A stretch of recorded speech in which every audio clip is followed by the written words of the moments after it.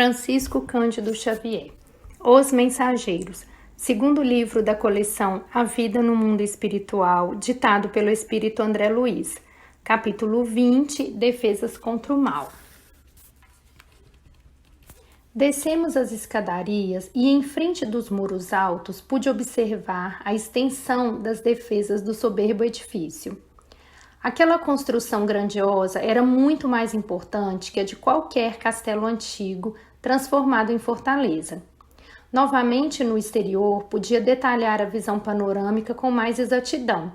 Reconhecia agora que entráramos por um baluarte avançado, identificando a imponência da construção majestosa.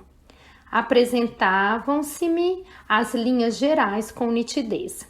Impressionavam-me, sobretudo, as fortificações.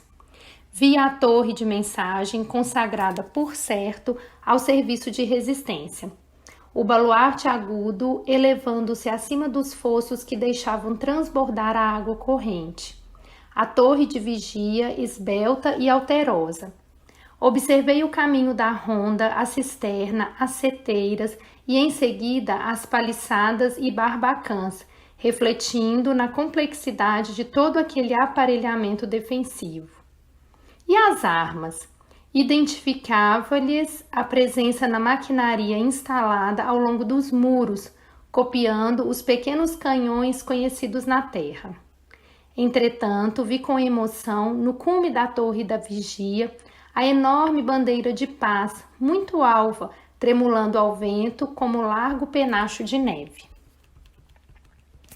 O administrador percebeu a estranheza que se apossara de Vicente e de mim. Já sei a impressão que a nossa defesa lhe causa, disse Alfredo, detendo-se para explicar.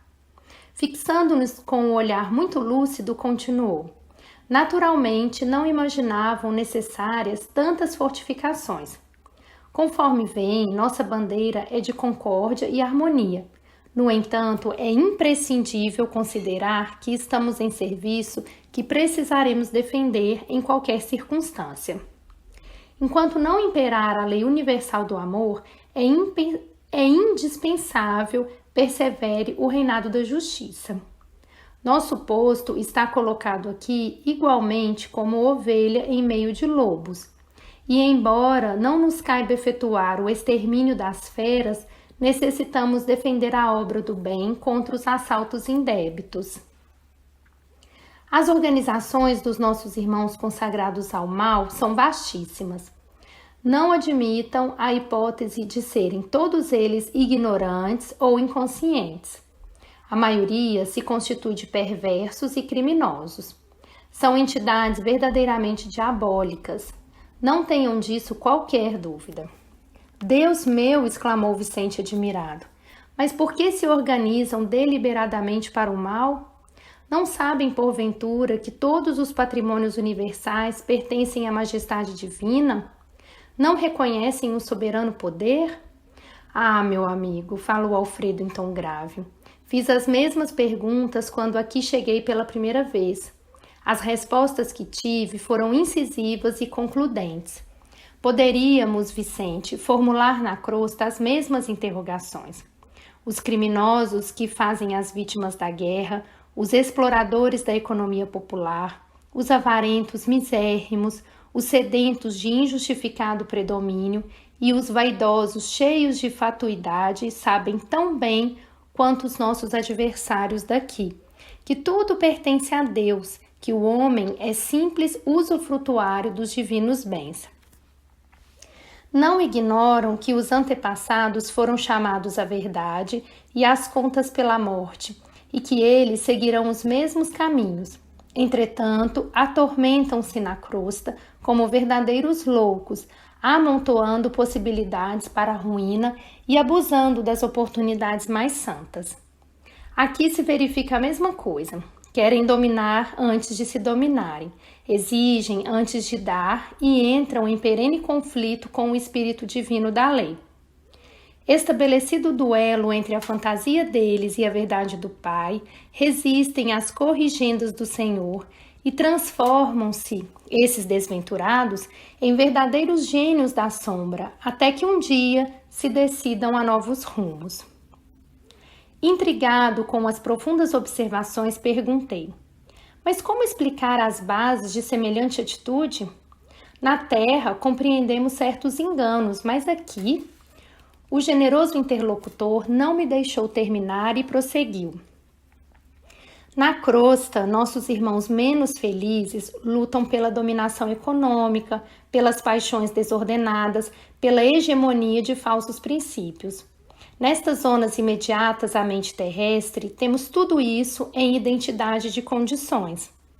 Entre as entidades perversas e ignorantes, há cooperativas para o mal, sistemas econômicos de natureza feudalista, baixa exploração de certas forças da natureza, vaidades tirânicas, difusão de mentiras, escravização dos que se enfraquecem pela invigilância, doloroso cativeiro dos espíritos falidos e imprevidentes, paixões talvez mais desordenadas que as da terra, inquietações sentimentais, terríveis desequilíbrios da mente, angustiosos desvios do sentimento. Em todo lugar, meu amigo, as quedas espirituais perante o Senhor são sempre as mesmas, embora variem de intensidade e coloração. Mas e as armas? Perguntei. Acaso são utilizadas? Como não? Disse Alfredo pressuroso. Não temos balas de aço, mas temos projéteis elétricos. Naturalmente, a ninguém atacaremos. Nossa tarefa é de socorro e não de extermínio.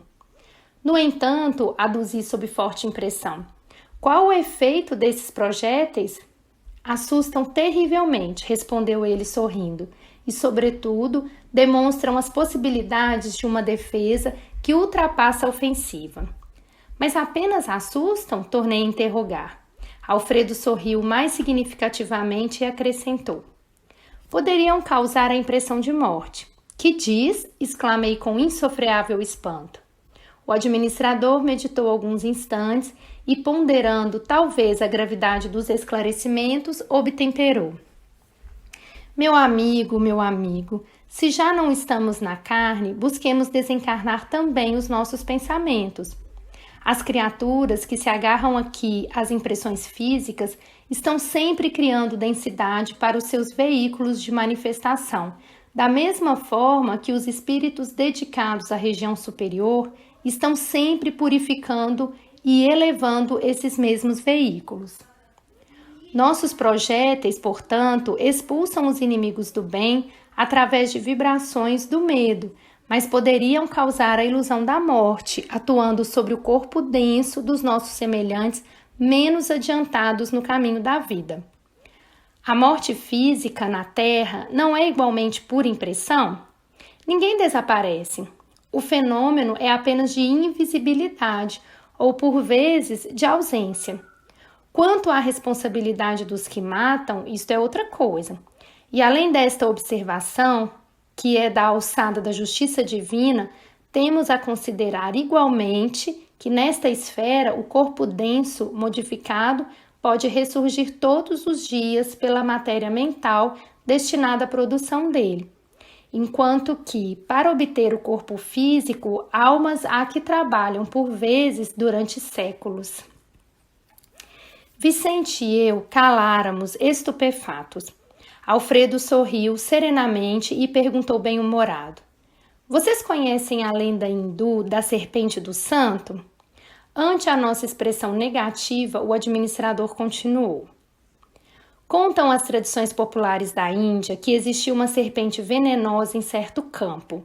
Ninguém se aventurava a passar por lá, receando-lhe o assalto. Mas um santo homem a serviço de Deus buscou a região, mais confiado no Senhor que em si mesmo. A serpente o atacou, desrespeitosa. Ele dominou-a, porém, com um olhar sereno e falou.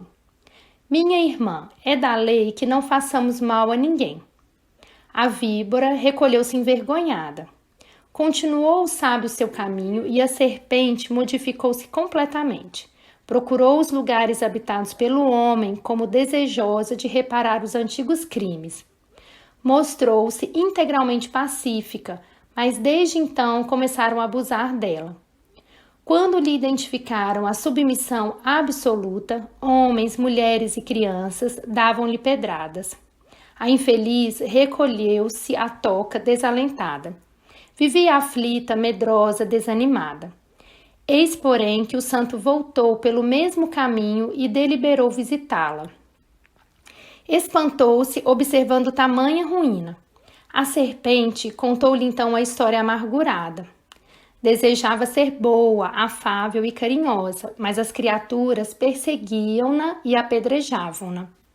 O sábio pensou e respondeu após ouvi-la.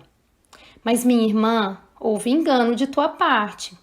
Aconselhei-te a não morderes ninguém, a não praticares o assassínio e a perseguição, mas não te disse que evitasses de assustar os maus. Não ataques as criaturas de Deus, nossas irmãs, no mesmo caminho da vida, mas defende a tua cooperação na obra do Senhor. Não mordas nem firas, mas é preciso manter o perverso à distância, mostrando-lhe os teus dentes e emitindo teus silvos. Nesse momento, Aniceto sorriu de maneira expressiva.